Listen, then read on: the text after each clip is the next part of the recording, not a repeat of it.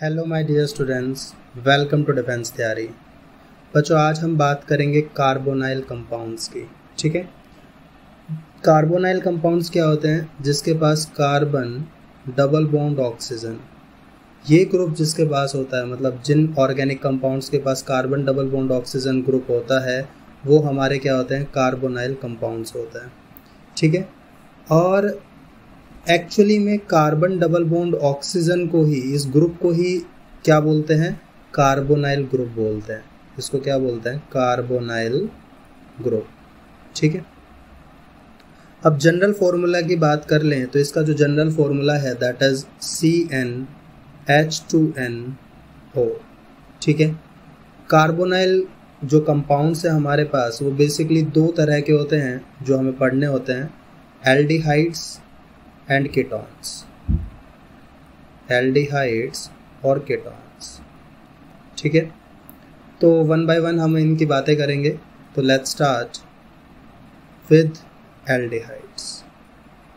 तो हमारे पास सबसे पहले बात आती है एल्डिहाइड्स की।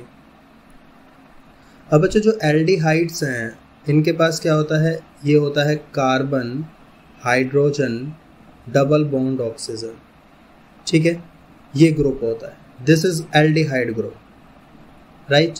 अब इसको एल्डिहाइड ग्रुप बोलो या फिर हम इसको जानते हैं फॉर्माइल ग्रुप के नाम से, फॉर्माइल ग्रुप। और ये एक मोनोवैलेंट ग्रुप है, क्योंकि आप देख रहे हो यहाँ पे एक जुड़ सकता है, एक कंपाउंड जुड़ सकता है, कोई भी कार्बन है, कुछ भी। ठीक है, तो ये मोनोवैलेंट ग्रुप होता है और इसमें जो कार्बन एटम होता है वो प्राइमरी नेचर का होता है। कैसे नेचर का होगा? प्राइमरी नेचर का। तो प्राइमरी नेचर का इसके पास कार्बन है। वेल, अब हम बात करते हैं नेक्स्ट कीटोन के बारे में। कीटोन्स। अब देखो, कीटोन्स में एक्चुअली में कार्बन डबल बॉन्ड हो। ठीक है, ये मेरा एक कीटोनिक ग्रुप है और इसके पास दोनों, मतलब दो वैलेंसीज होती हैं जो दो एल्काइल ग्रुप के साथ सेटिस्फाई हो सकता है। यहाँ पे दो एल्काइल ग्रुप भी आ सकते हैं। ठीक है, so this is my ketonic group.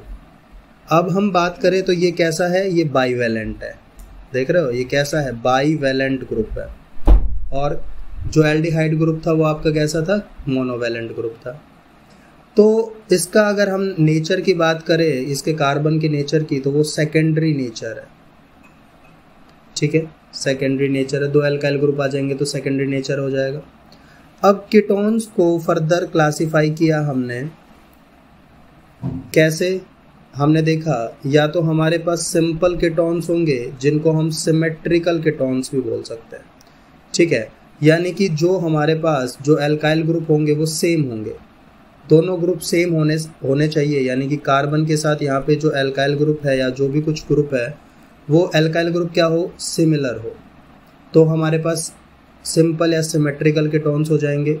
और अगर हम अनसिमेट्रिकल की बात करें तो वो हो जाएंगे हमारे मिक्स्ड या फिर अनसिमेट्रिकल, राइट। जैसे हमने ईथर में बात की थी, तो यहाँ पे एक एल्काइल ग्रुप और दूसरा एल्काइल ग्रुप दोनों अपने आपस में क्या होंगे? अलग अलग होंगे। अब थोड़े से कुछ एग्जाम्पल की बात कर लेते हैं। लाइक मेरे पास है CH3 carbon double bond O। तो ये कैसा ग्रुप है? सिमेट्रिकल कीटोन है। और वहीं पे एक जगह मैं ले लूँ C2H5 कार्बन CH3 ऑक्सीजन, तो ये कैसा दिख रहा है हमें? अनसिमेट्रिकल कीटोन दिख रहा है। तो इसका जो नाम है बच्चे, इसका नाम लिखा जाएगा, हम इसको जानते हैं एसीटोन के नाम से।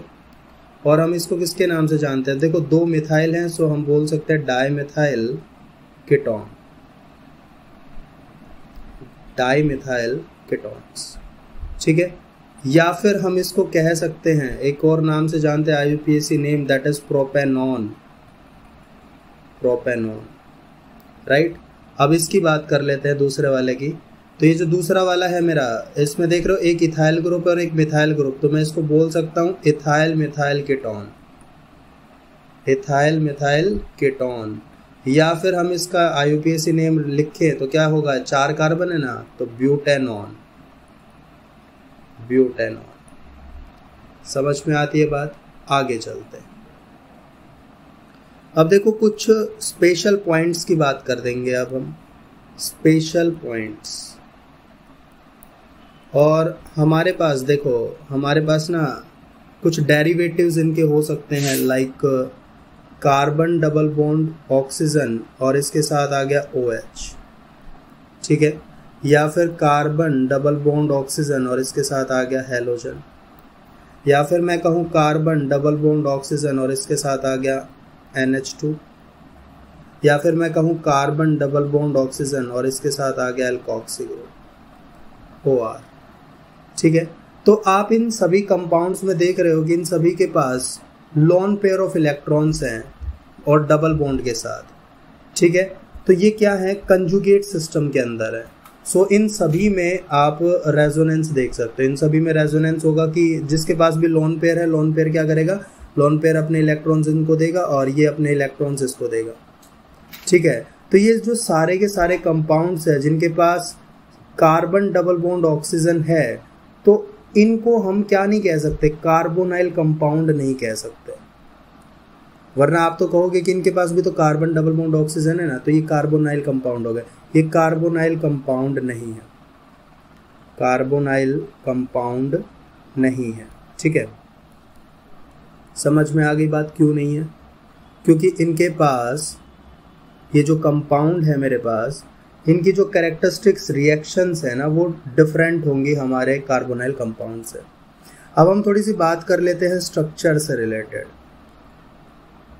स्ट्रक्चर, ठीक है। अब देखो basically carbon double bond oxygen, इस कंपाउंड में अगर आप इस कार्बन को ध्यान से देखोगे तो ये जो कार्बन है मेरा, ये sp2 हाइब्रिडाइज्ड है, ठीक है।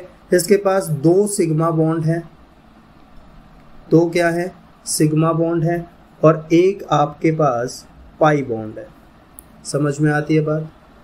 दूसरी बात अगर हम करें कि unhybridised atomic orbital of carbon atom and the parallel 2p orbital of the oxygen forms the pi bond in the C double bond O group, ठीक है। तो ये एक अच्छी सी बात लिख देते हैं हम, the unhybridized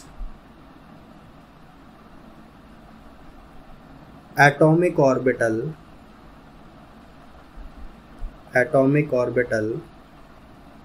of carbon atom and the parallel 2p orbitals